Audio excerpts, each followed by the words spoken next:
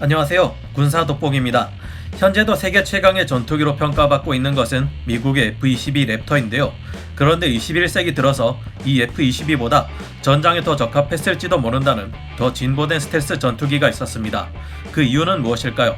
이 전투기는 F-15 이글 전투기를 대체할 고등 전술 전투기 사업에서 F-22와 1대1로 경쟁을 벌였던 강력한 성능의 전투기인데요. 결과적으로는 채택되지 않았지만 몇 가지 부문에서 F-22를 앞설 정도로 뛰어났고 스텔스와 속도 부분에 있어서도 사상 최강의 전투기로 평가받고 있는 걸작입니다. 그런데도 불구하고 지금 이 전투기가 날아다니는 것을 어디에서도 볼 수 없게 된 이유는 무엇일까요? 오늘은 F-22 랩터 전투기를 앞서는 스텔스 성능을 가졌지만 몇 가지 이유로 박물관에서 근무하게 된 비운의 걸작 전투기 YF-23 블랙 위도우2에 대해 알아보겠습니다. 전문가는 아니지만 해당 분야의 정보를 조사 정리했습니다. 뜻하지 않게 틀린 정보가 있을 수 있다는 점 양해해 주시면 감사하겠습니다. 70년대 미 공군은 당시로서 최강의 공대공 전투기인 F-15 이글 전투기를 운용하며 공중전에 있어 기동성과 제공권의 우위를 확보하고 있었습니다. 하지만 1978년 미국은 정찰 위성을 통해 소련의 Su-27 전투기와 미그-29 전투기의 시제기를 처음 포착하고는 충격에 빠졌습니다. 소련의 이 두 신형 기체의 역학 설계 방식을 볼 때 미국의 공군 전투기가 소련의 전투기들을 상대로 점하고 있던 기동성의 우위가 깨질 가능성이 충분했기 때문이었죠. 그래서 미 공군은 F-15 이글 전투기를 대체할 더욱 뛰어난 전투기의 개발, 이른바 고등 전술 전투기 개발 사업을 시작합니다. 그리고 여기서 채택된 전투기를 가지고 미 해군 또한 F-14 톰캣을 대체하기 위해 해군 고등 전술 전투기 계획을 추진하겠다는 의사를 밝혔는데요. 새롭게 양산될 대체 전투기 사업은 ATF 사업 쪽의 규모만 해도 총 750대, 해군의 NATF에 들어갈 546대의 기체를 합쳐서 총 1296대나 되는 엄청난 규모가 되었습니다. 1986년 10월 많은 업체들의 경쟁을 뚫고 최종적으로 로키드사와 노스럽사의 설계가 후보로 선택되는데요.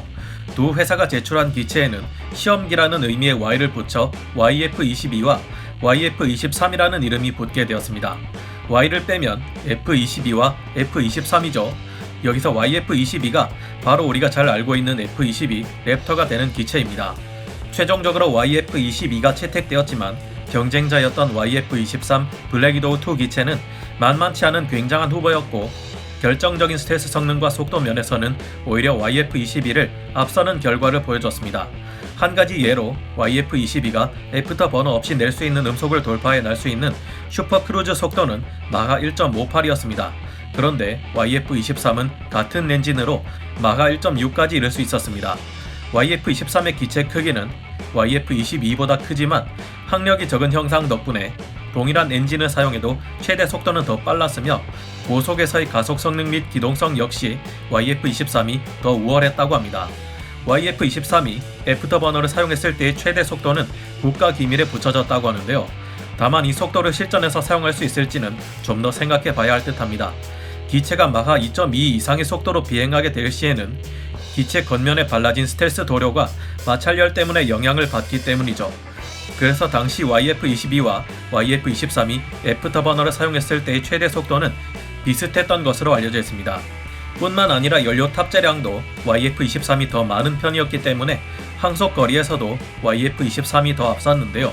YF-23은 레이더 피탐지 면적을 줄이기 위해 YF-22와 마찬가지로 내부 무장창을 설치했고 전반적인 평가에 의하면 YF-23의 레이더 크로스 섹션이 더 낮았다고 합니다. 어떤 설계를 가지고 있기에 이 같은 일이 가능했을까요? YF-23의 기체 형상은 독특한 마른 목골을 가지고 있으며 어떻게 보면 영화 인디펜던스 데이에 나오는 외계인 전투기처럼 보이기도 합니다. 이것도 호불호가 갈려서 싫어하시는 분들은 넙치 닮았다고 하기도 하네요. YF-23은 날카롭게 각진 외형의 F-22와는 달리 납작하면서 부드러운 곡선의 형태를 가지고 있습니다. 이런 설계는 당시 B2에 적용된 것과 같은 매우 혁신적인 설계로 YF-23이 F-22보다 낮은 레이더 크로스 섹션을 가지게 하는 비결 중 하나였다고 하는데요.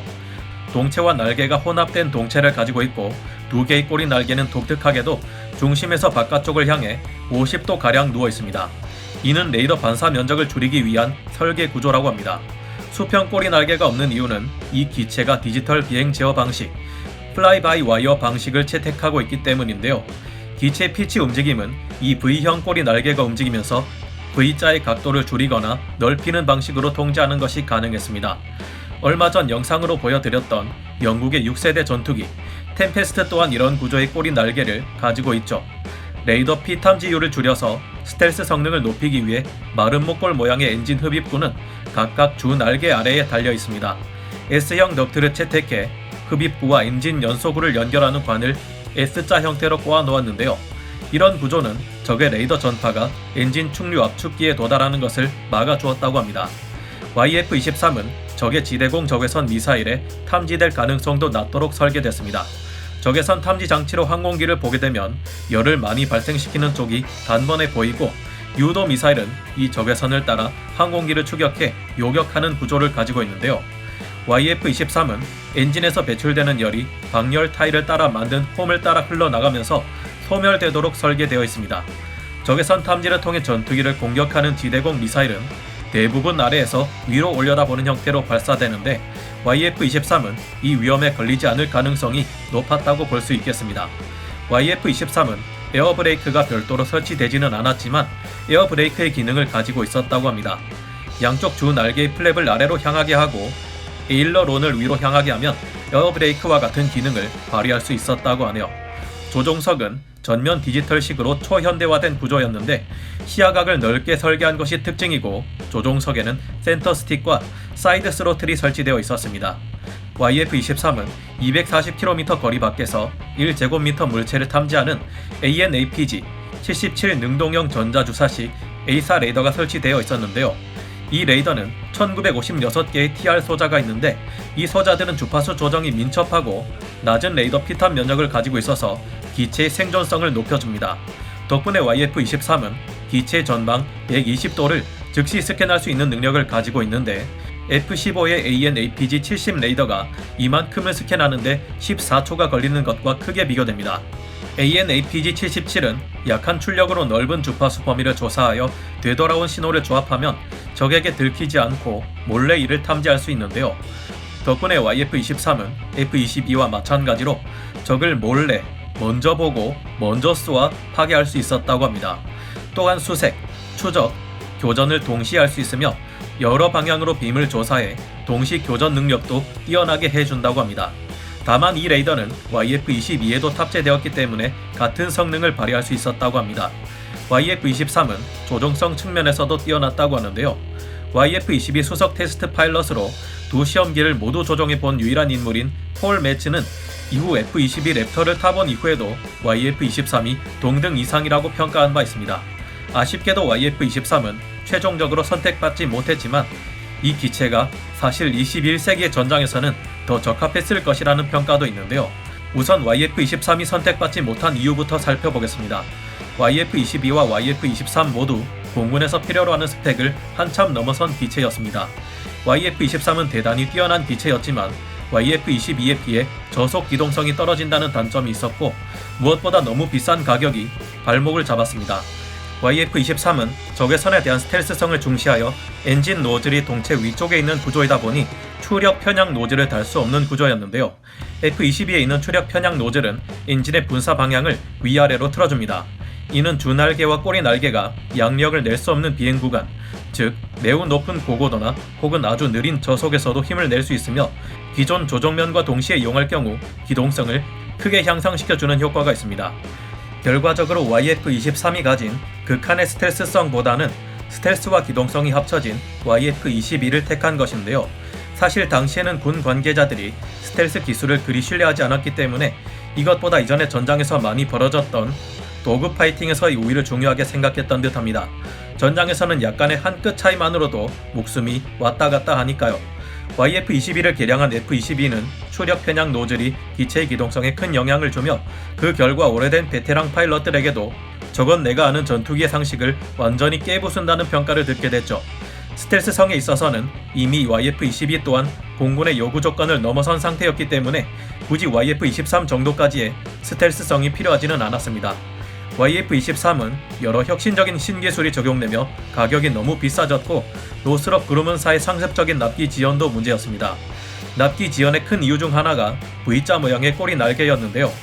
이는 레이더 크로스 섹션을 감소시켜 스텔스성을 향상시키지만 특유의 공력 특성 때문에 선회에 방해가 되고 날개 하나로 수직 꼬리 날개와 수평 꼬리 날개 역할을 모두 감당해야 하다 보니 부하가 많이 걸린다고 합니다. 이 때문에 더 많은 정비 횟수와 유지비가 들 수 있고 보수적인 미 공군은 이 점을 영 탐탁치 않게 여겼는데요. 결국 이를 알아챈 그루먼사가 마지막에 수평 꼬리 날개를 추가하는 방안을 내놓았지만 때는 이미 늦었습니다.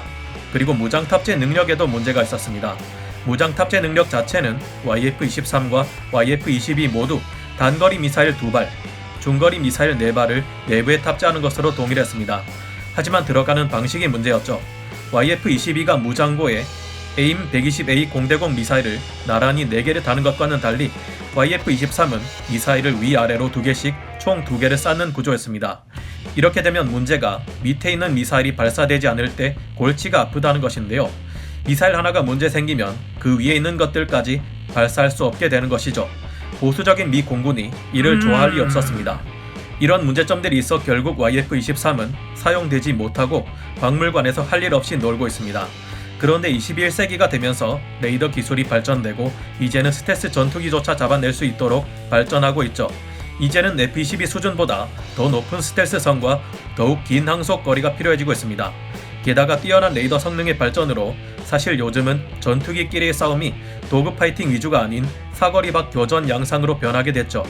F-22의 기동성은 굉장히 멋지고 화려하지만 사실 실전에서 이와 같은 능력을 발휘할 필요가 갈수록 줄어들고 있는 셈입니다. 게다가 F-22 또한 양산되면서 결국 YF-23이 가지고 있던 문제였던 비싼 가격과 비싼 정비 및 유지비를 불러왔는데요.